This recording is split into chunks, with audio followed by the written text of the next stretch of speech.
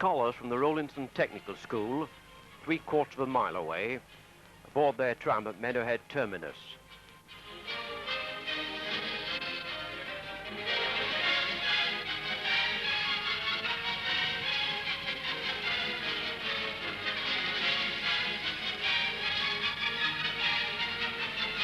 No danger in boarding a moving tram.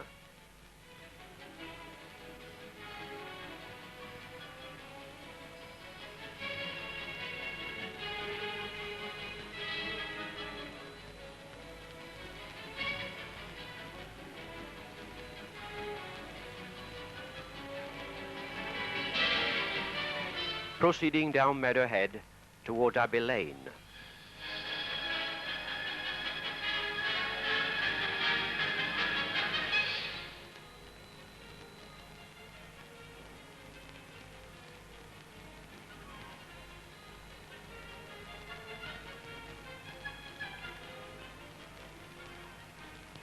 Near Cobner Road, a new Atlantean bus comes into view.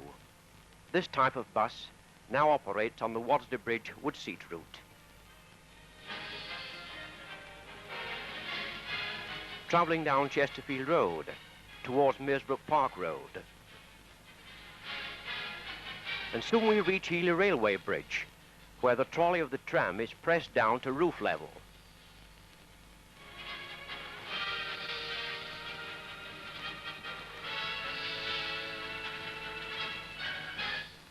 Emerging from under the bridge, we run along Healy Bottom.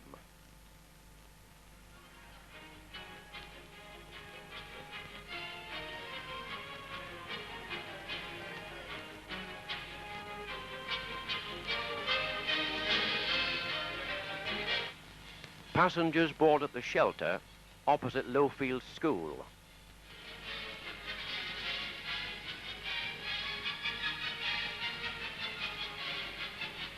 As we approach Highfields Library, a tram enters Abbeydale Road on its journey from City to Millhouses, the next and last route to be changed over to bus operation.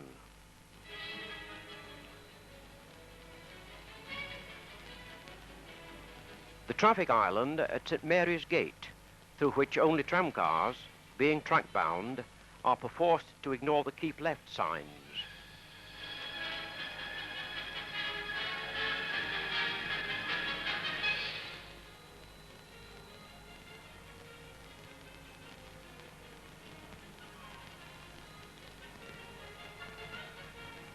In High Street, we note considerable structural alterations at Chapel Walk on our right.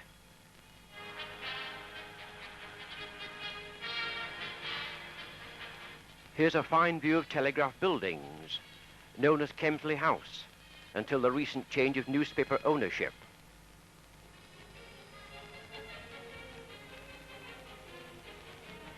One of the few remaining places in the city centre where intending passengers form a queue in the roadway to board a tramcar.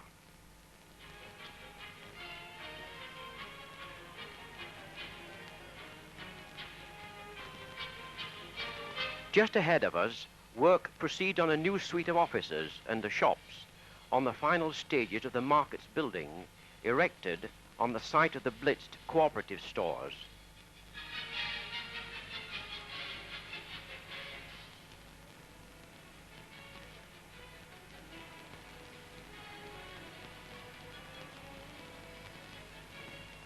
The Wicker Arches, a fine stone-built bridge, little admired by local inhabitants, nevertheless a fine construction with an enormous span.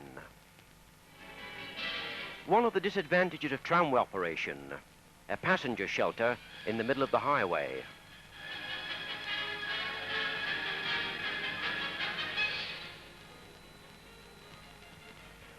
Ellesmere Road, with All Saints Church in the distance, built by Sir John Brown of the famous Firth Brown Steelworks.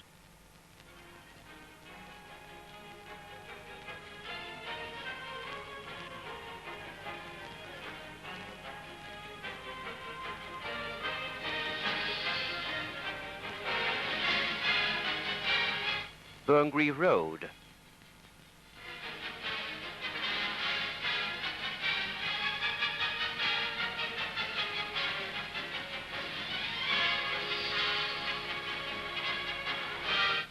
the old Pitsmore toll bar.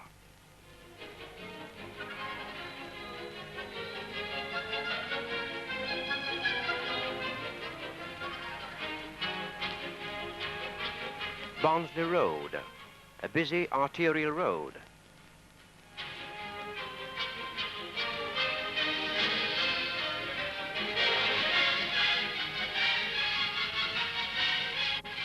Approaching Fir Vale.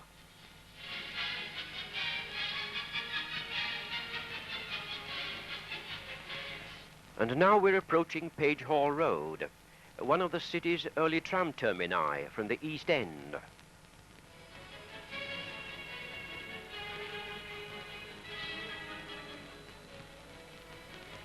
Approaching Firth Park, towards one of the large suburban shopping centres.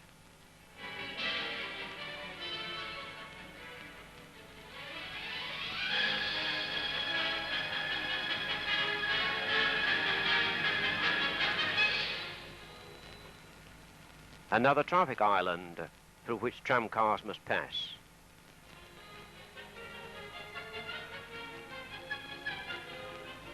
And now we come to the end of the line, where we see an enthusiastic photographer photographing one of the last trams on the route.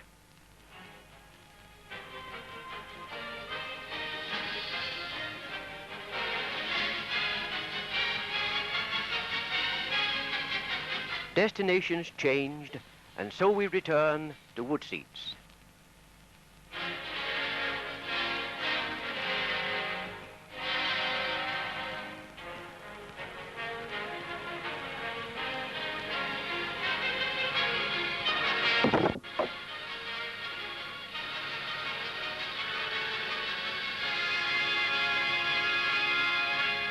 Came to Brightside, 2 photographs were taken showing number 15 as the past and a new Sheffield-built electric car as the present.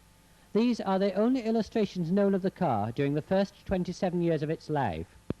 Soon after, it started its second career as a breakdown car, number 166, taking its special place among the busy traffic of those days.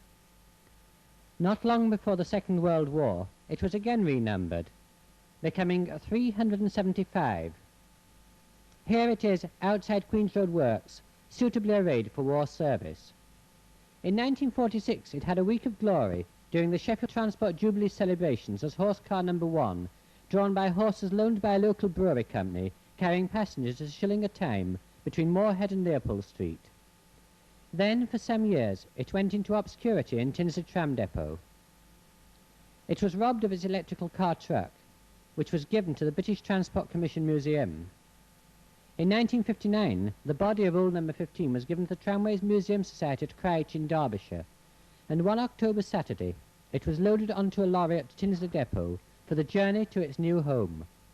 There were mixed feelings at Tinsley that morning, as photographers took control of the scene. H. Mallian was the last manager for the Sheffield Tramways Company. The Museum Society's representative signs the advice note accepting the car from the corporation before it leaves Tinsley Depot for the museum in Derbyshire.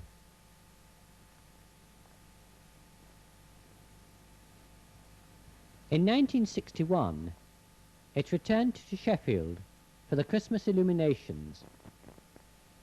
There it is, waiting to return to Queen's Road to be prepared for the event. Now, after nearly 90 years, the car is still ready for service. Away back in 1874, her Victorian builders built well, and old number 15 has outlived them all.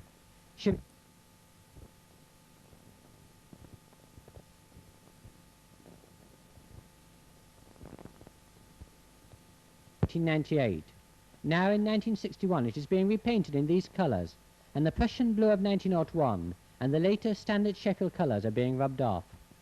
The original red paint was a lovely bright colour. It's a pleasure to be using it, though it's been difficult to mix the colour accurately. Now that transfers are usual, it is strange to be writing the letters by hand, but this is how they were done 60 years ago. One coat of varnish has to suffice these days, compared with 2 or 3 coats when number 15 was originally painted. As all the old details are rewritten, we feel sure our ancestors would view with great pride this delightful little tram, which is being preserved to remind us of passenger transport in those bygone days. Thanks to the craftsmen of our day, the intricacies involved with the coat of arms and other pieces of equipment had been faithfully reproduced. Weighing 29 hundredweights complete, it presented no difficulty for 6 men to produce 1 horsepower, though the points were awkward.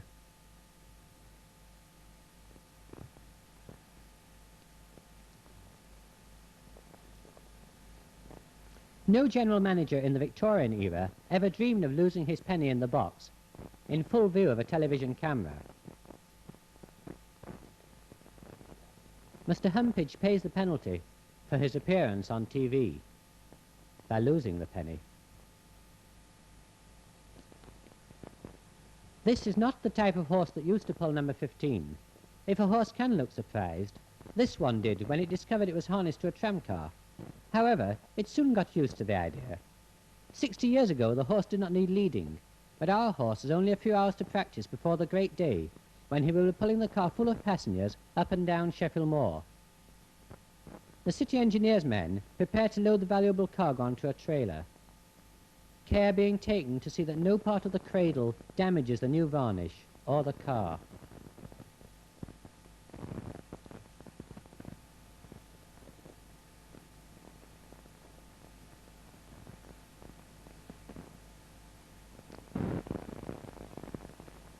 Early on a cold December morning, the car was moved to the moor.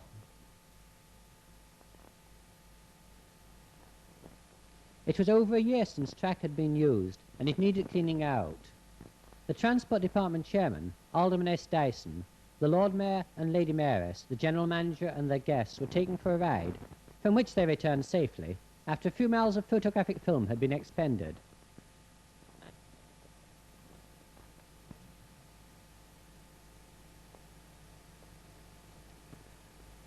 Old number 15 then took her place on a stand in High Street, where she remained among Sheffield's first Christmas illuminations during an inclement Christmas period, before returning once again to Crouch in spring sunshine.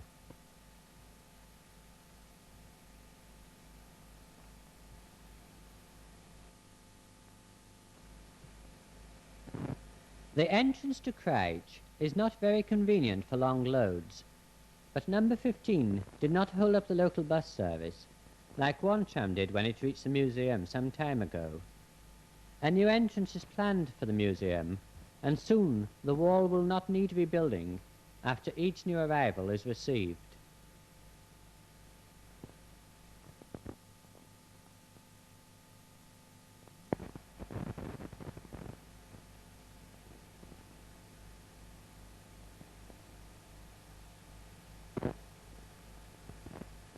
The little tram has its own shed near the entrance, and the trailer was soon in the right position for rolling it onto the rails. The rear wheels are rolled away from the trailer, and the platform is lowered so that the car can be moved to terra firma.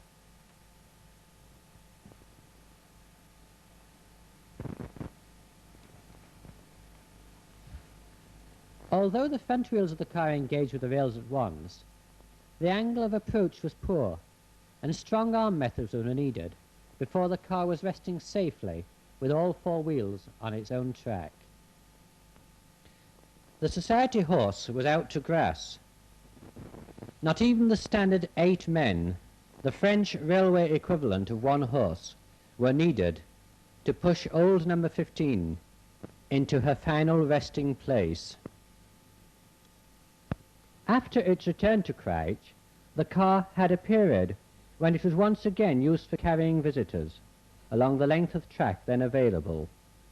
But in the old days, tram horses were trained by men skilled in their craft, and we seem to have lost the secret. Now that the line is extended and the overhead equipment is used, the tram is once more out to grass, a valued exhibit, not to be risked too often in the hurly-burly of holiday passenger service. There are a number of old Sheffield electric cars at Crouch, some of these being in regular use during the summer weekends. Cars of all colours and types can be seen at Crouch. Number 49 came from Blackpool, where it first ran in 1904. Number 510, Sheffield's last car, is a baby among the exhibits. It was built in 1950. The illustrations on the sides show Sheffield Trams from 1873.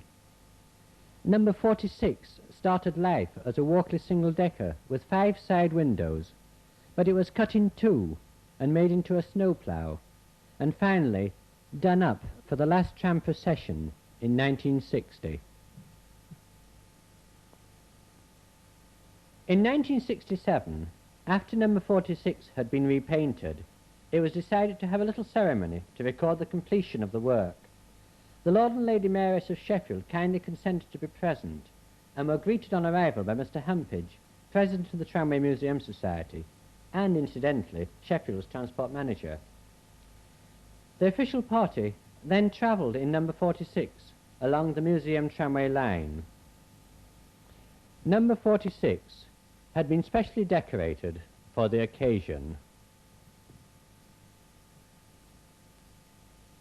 Sheffield tram number 189 was built in the body shop at Queen's Road during 1934 to a design first introduced in 1927. The car was one of the first to be given to the Tramway Museum Society.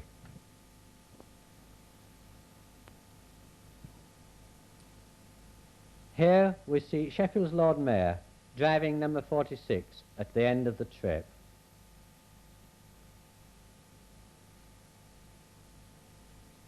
When the journey was completed, the Lady Mayoress, Alderman Mrs. Graham, was presented with a bouquet by Seamus, the small son of a society member, who received a kiss by way of acknowledgement. The chairman of Crouch Parish Council, Mrs. Flinders, was also present to say a few friendly words before the President closed the formal part of a very happy occasion.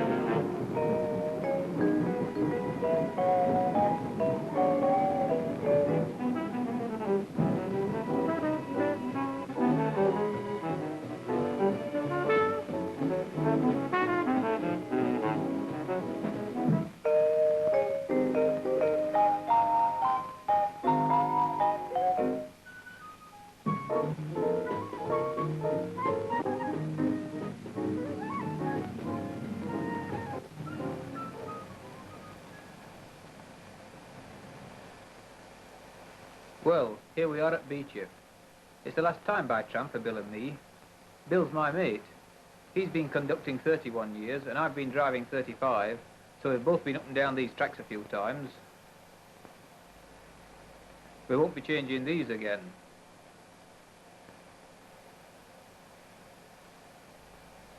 These are some of the places where trams used to run.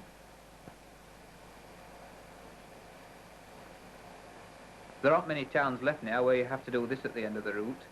Of course, it's easy to turn a tram round. Just alter the seats and the trolley, and there you are.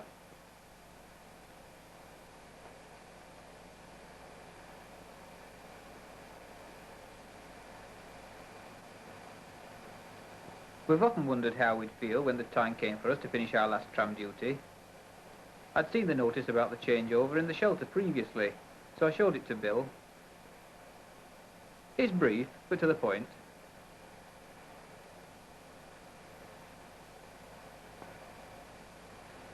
Well, last trip or not, must keep to time.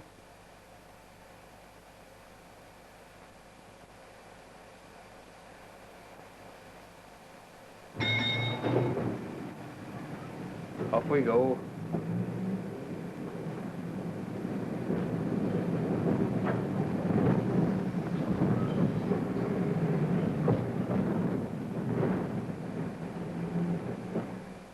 Carefully does it through the reverser.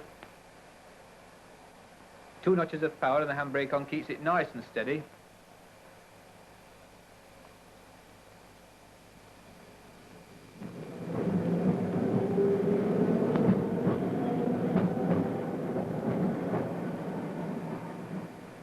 It's a pity we didn't have more track like this.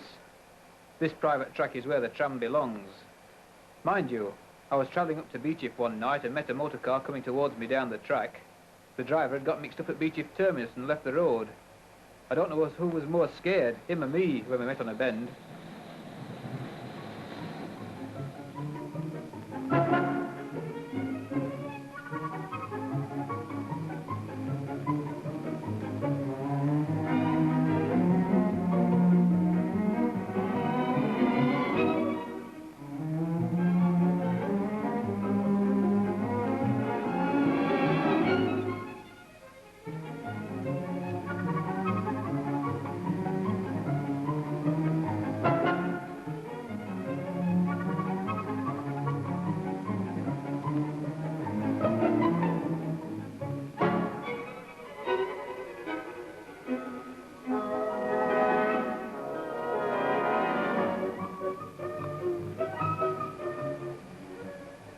Not many passengers at Millhouses today. I've been on duty during the summer when it seemed that all Sheffield were here. Some watching the kids having fun in the park, and others watching the cricket match. Millhouses Park must be one of the most popular in Sheffield.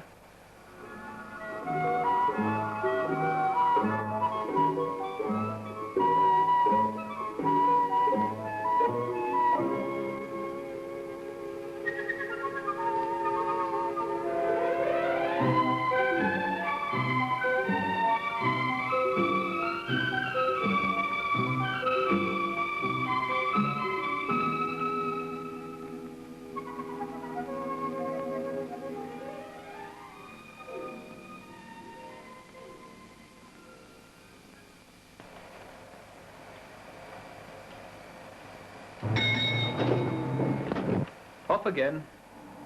We're not on reserve track now, so must watch both sides of the tram.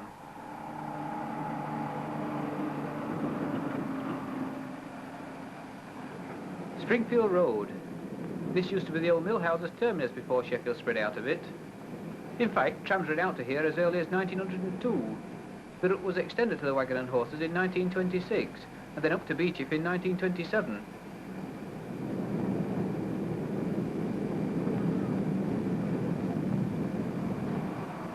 This is Bannerdale Road.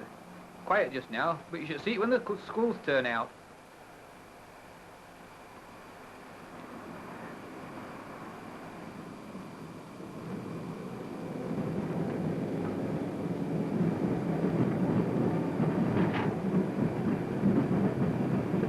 The trams are going out with a splash, aren't they?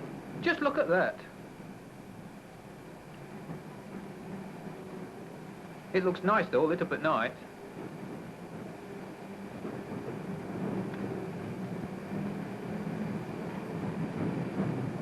Hold tight.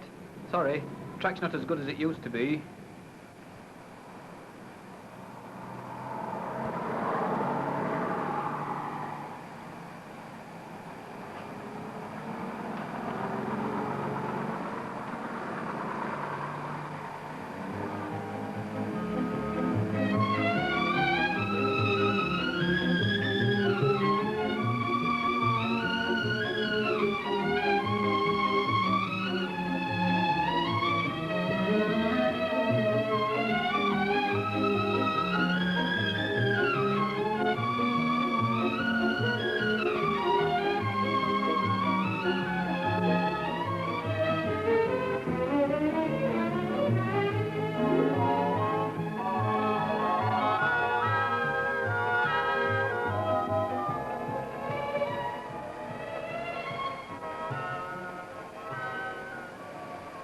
Here we come to Highfields.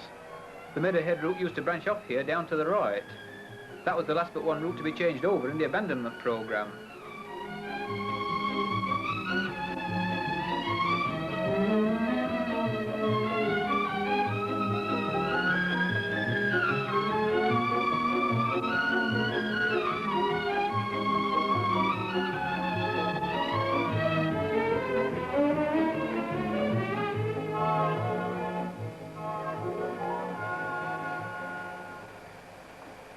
Ecclesall Road Junction.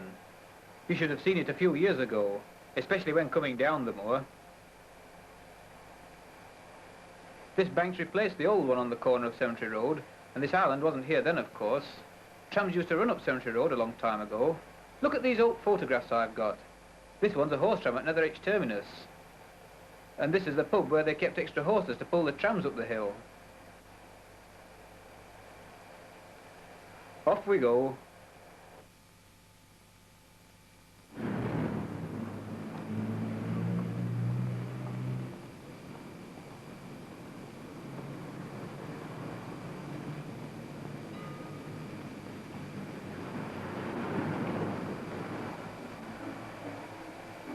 On we go, past the new shops on the moor. They look really modern, don't they?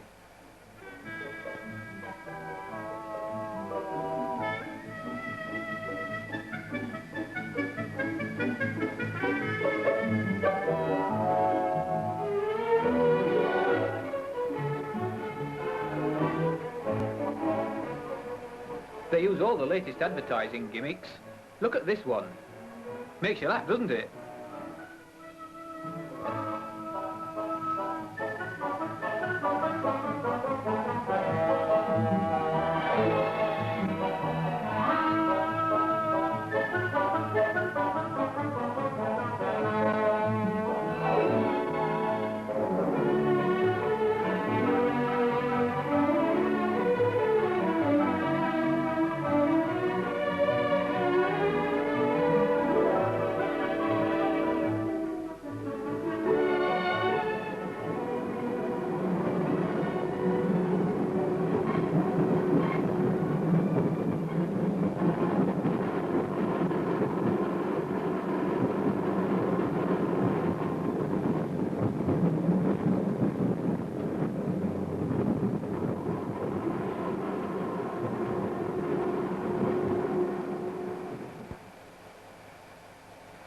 We're coming up to the Moor Head now.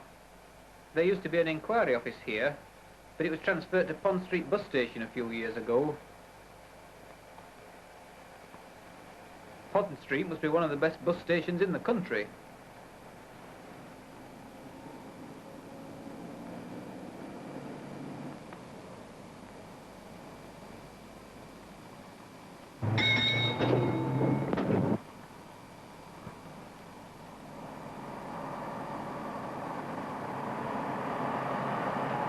That's the town hall.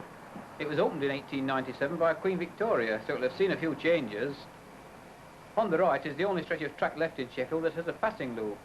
The centre track was very handy when trams ran on the Ecclesall and Fulwood routes.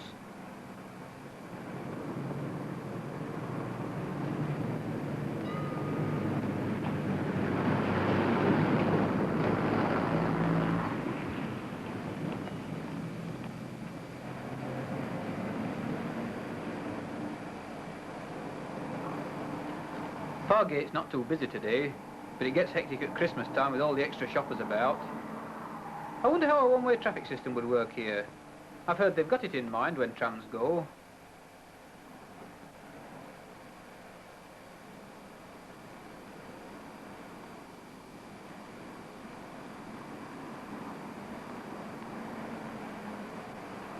We have a few passengers waiting to get on here. I suppose that one of the snags with trams is having people queuing in the road. It's a bit dicey for the people queuing there with cars and buses on one side of them and trams on the other. Well, they won't have to do it much longer, only till the buses take over.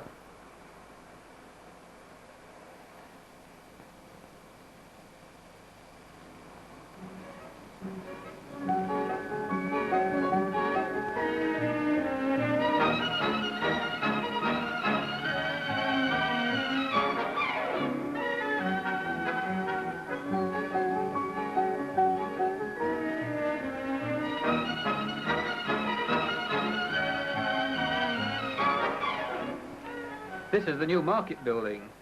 As you might expect, it's a lot better than the old one. Mind you, it should be, shouldn't it?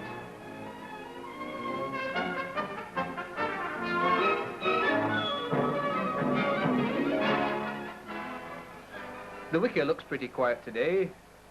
I remember the air raid on Sheffield when it wasn't so peaceful. Let's hope we don't have that again.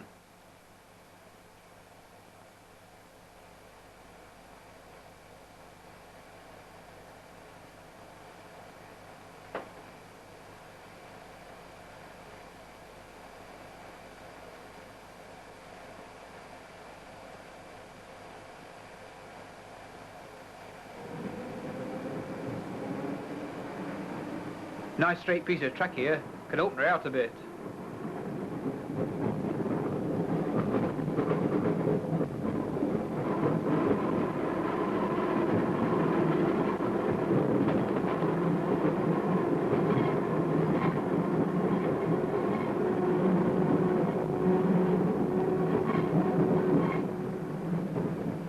We're coming up to Norfolk Bridge now, and soon we get to the busy part of Attercliffe.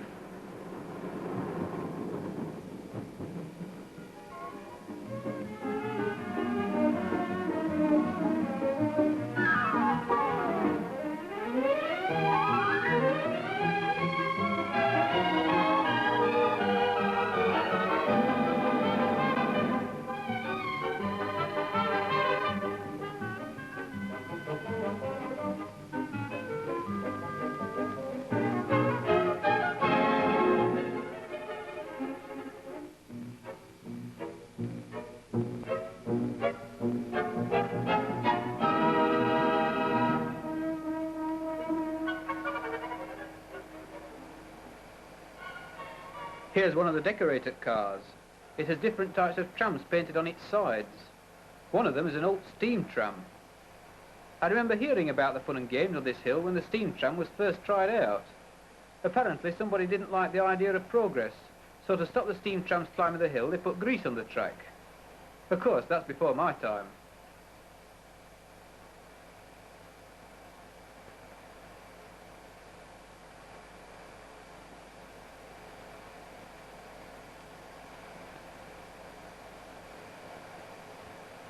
We've got sand now to help us climb hills or stop quickly whenever the rails are greasy.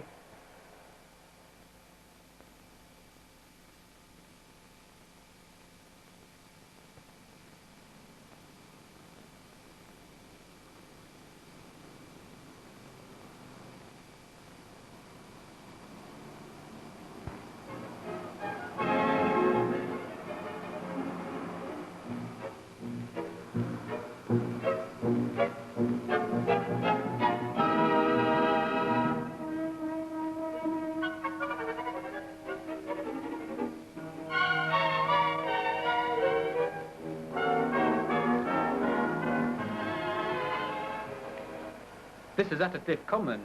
It's a busy stretch of road and right in the industrial part of Sheffield.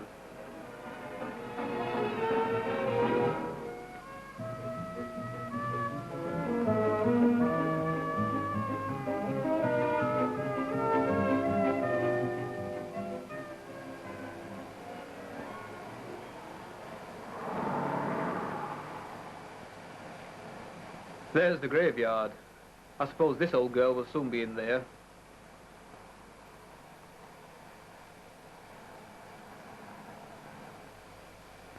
They don't half make a mess of them when they start.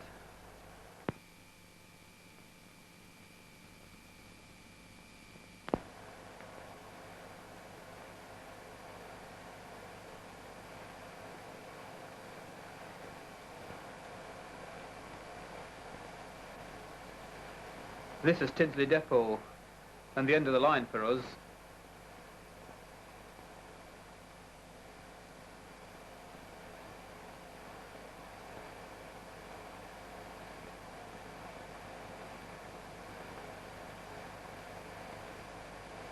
Right, in we go.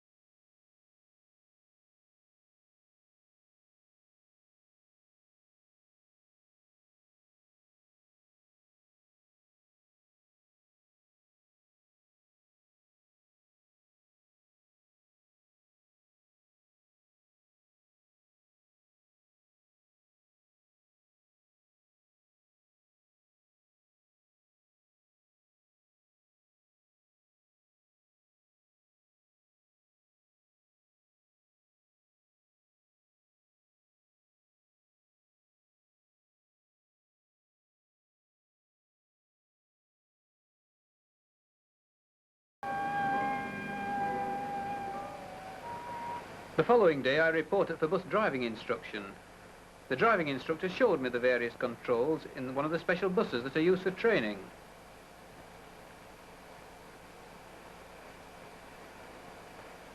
It felt strange at first having to steer the bus and operate controls with my feet.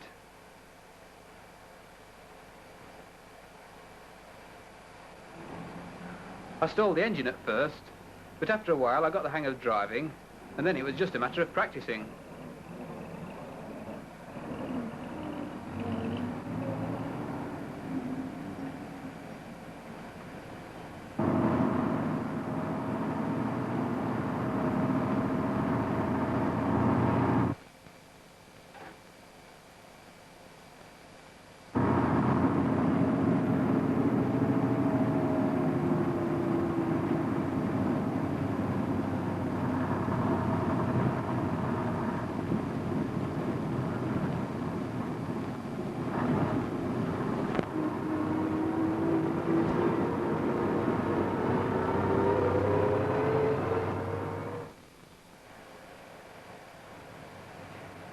Eventually I was passed off, and then I was ready to go back on the road.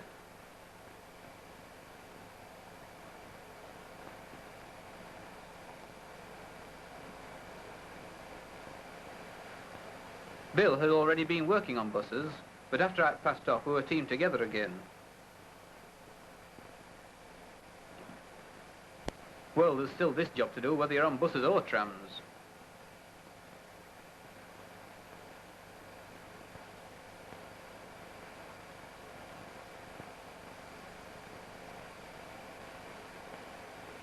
These buses are nice to work on, and of course I see more of the passengers than I used to do before.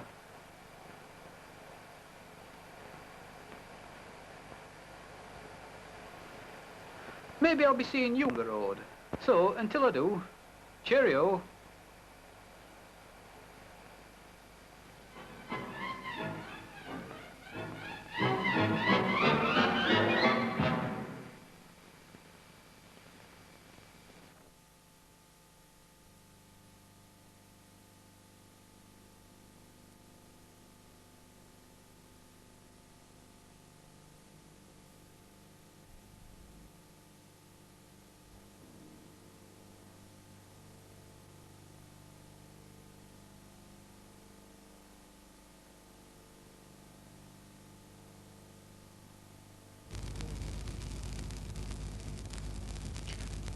This tour embraces some of the higher lands in Sheffield and North Derbyshire, giving exhilarating and bracing views of developing Sheffield and the beauties of the adjoining Peak District.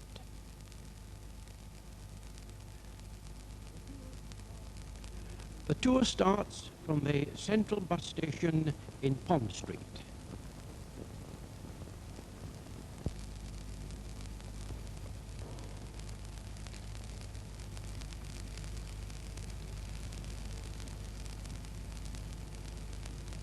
Within a few minutes, we approach the new Norfolk Park estate, with its varied tower blocks of dwellings dotted here and there. Pleasing to the eye are the footbridges spanning the main road through the estate. These bridges provide safe crossings for pedestrian traffic.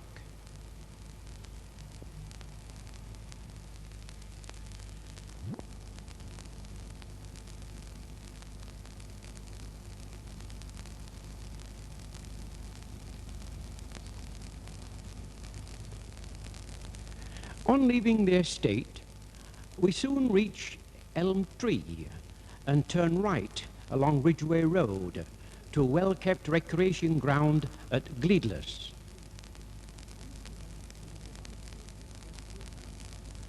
The landscaping and planning of this estate in the Gleedless Valley has won the admiration of architects and town planners throughout the world.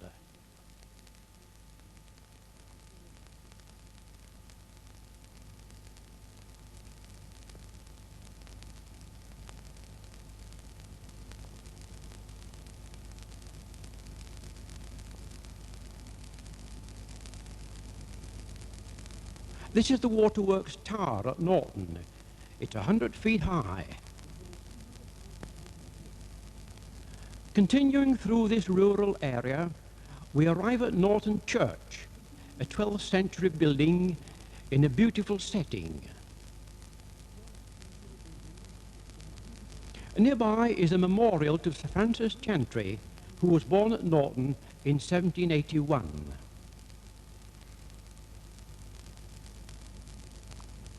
We leave the ring road at Norton and for a short distance travel along the main road towards Chesterfield and then proceed to Low Edges.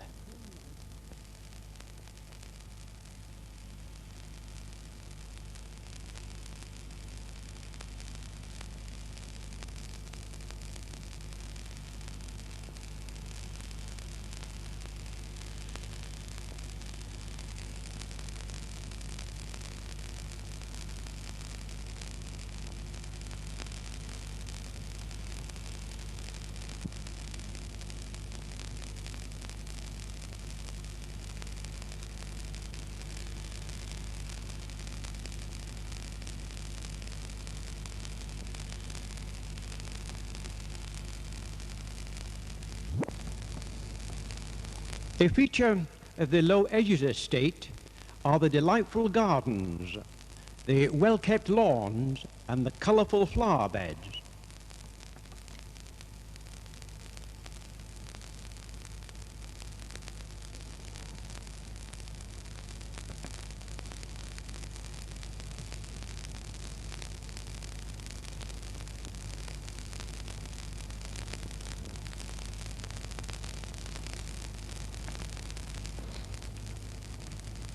Horse riding is popular at Bradway, particularly amongst the young folk.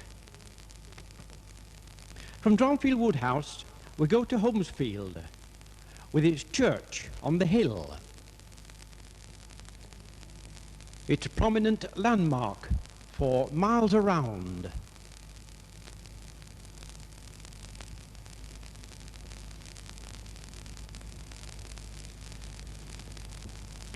The scenery now changes as we enter the Peak National Park at Olabar.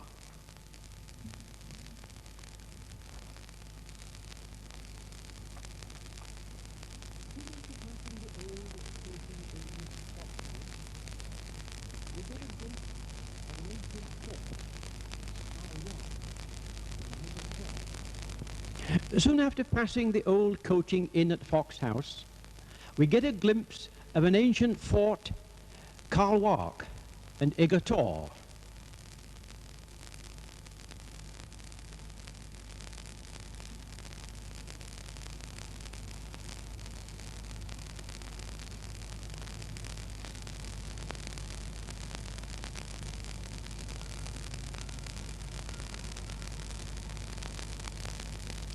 Soon we approach Hathersage and to travel through some of the finest scenery in the Peak District.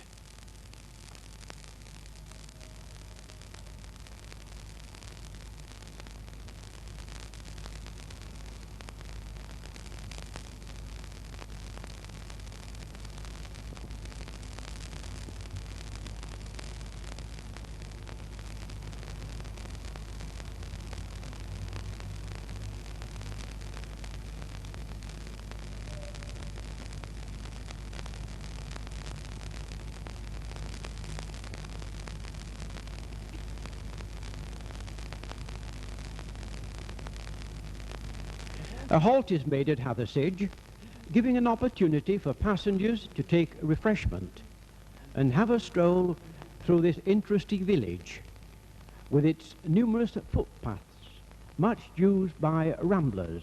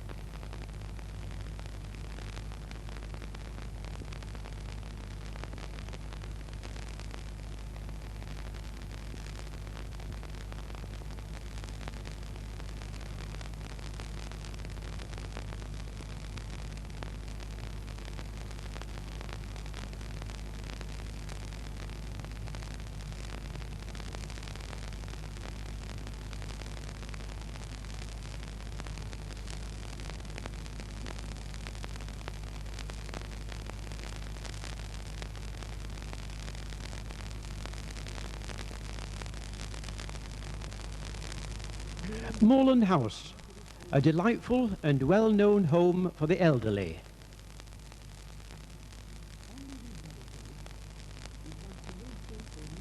On leaving Hathersage, we pass the Millstone Inn and a charming cottage at the junction of Ringinglow Road. This stone marks the site of an old toll bar demolished in 1884.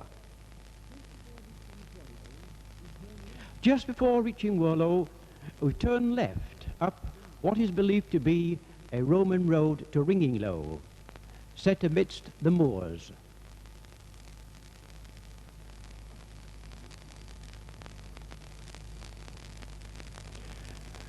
From Ringinglow, we continue along the main road with fine panoramic views of the pleasant suburbs of Lodgemoor, Fulwood and Ranmore.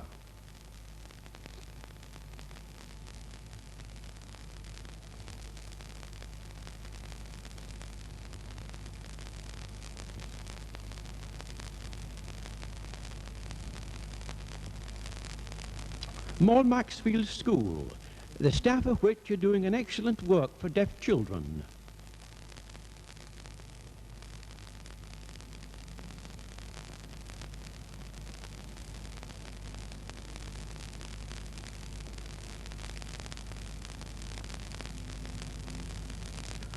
Bent's Green. At High Stores, we turn left and run through Greystones, from which we get exciting views of Sheffield, built on its many hills.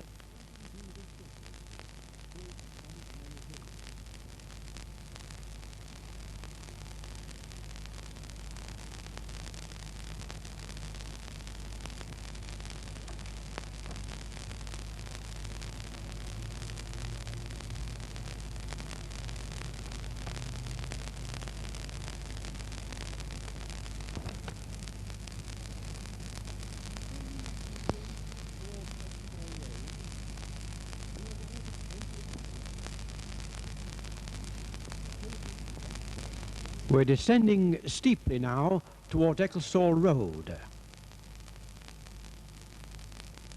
And soon we arrive at Entliff Park, a favourite spot for young and old. And this can be one of the starting points for an attractive parkland walk round the southern part of the city.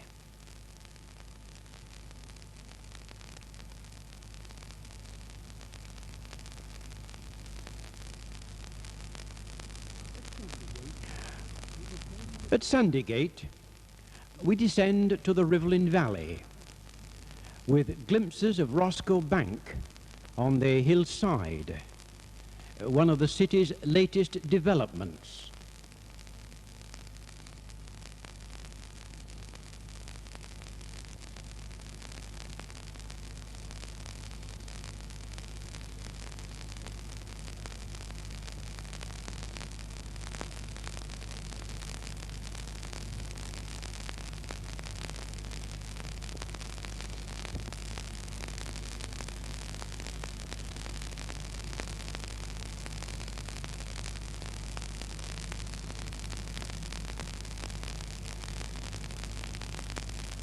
When we arrive at Rivelin Post Office, we turn into a tree-lined road through the Rivelin Valley.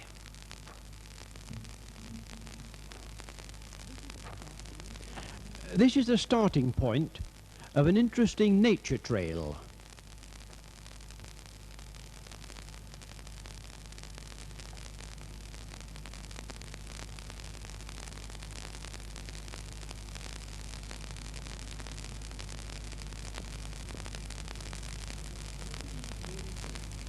Continuing along the valley, we soon approach a very popular playground, attracting children from a wide area.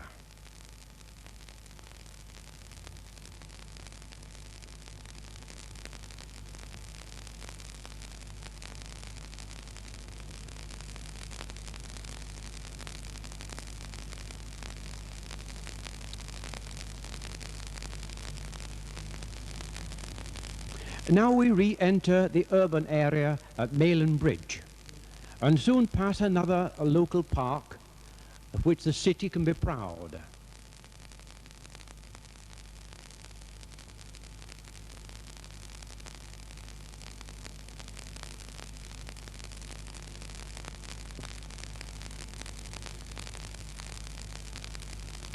Leaving Hillsborough Park, we climb to Shirecliff.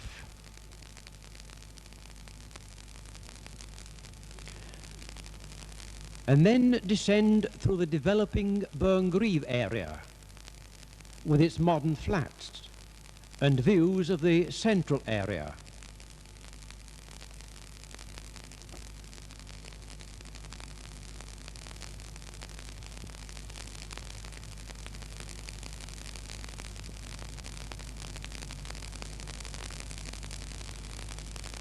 And now we've almost completed our journey, where we began at the central bus station in Pond Street.